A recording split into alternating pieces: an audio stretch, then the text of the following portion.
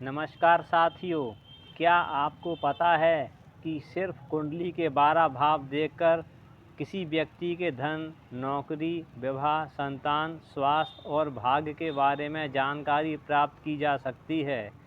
अगर आप ज्योतिष सीखना शुरू कर रहे हैं तो आज का वीडियो आपके लिए बहुत महत्वपूर्ण होने वाला है।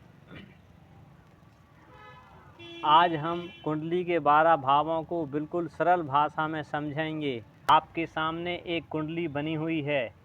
इसमें 12 खाने हैं, इनको भाव कहते हैं। सबसे पहले प्रथम भाव, दूसरे नंबर पे दूसरा भाव, फिर तीसरा भाव, फिर चौथा भाव। इसी प्रकार 12 भाव होते हैं। सबसे पहले प्रथम भाव आता है जिसे लगन कहते हैं। इसी प्रकार दूसरे भाव को धन भाव कहते हैं। इसी प्रकार 12 भावों के नाम दिए जाएंगे। प्रथम भाव को लग्न कहते हैं। यह पूरी कुंडली का सबसे महत्वपूर्ण भाव है।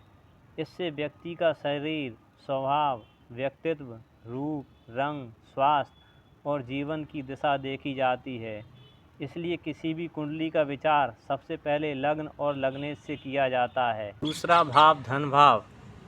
इससे धन, बैंक बैलेंस, परिवार, वाणी, दाहिनी आँख, भोजन तथा धन संचय का विचार किया जाता है। तीसरा भाव पराक्रम भाव। इससे साहस, पराक्रम, छोटे भाई बहन, संचार, कम्युनिकेशन, लेखन, कला, मेहनत का भाव है। चौथा भाव सुख भाव।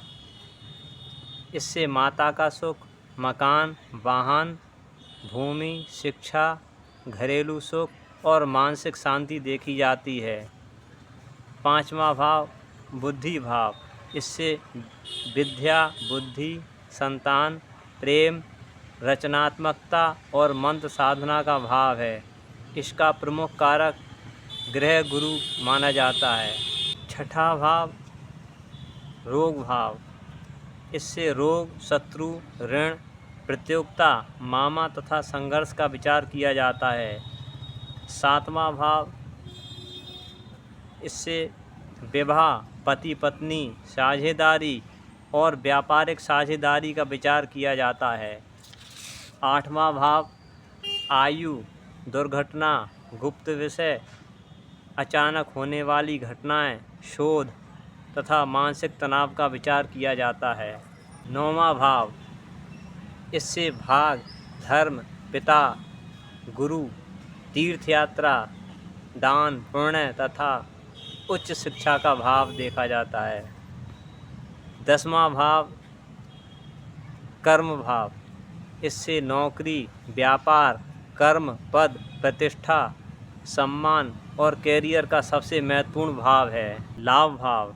इससे आय, लाभ, इच्छाओं की पूर्ति, बड़े भाई बहन और आर्थिक उन्नति का विचार किया जाता है।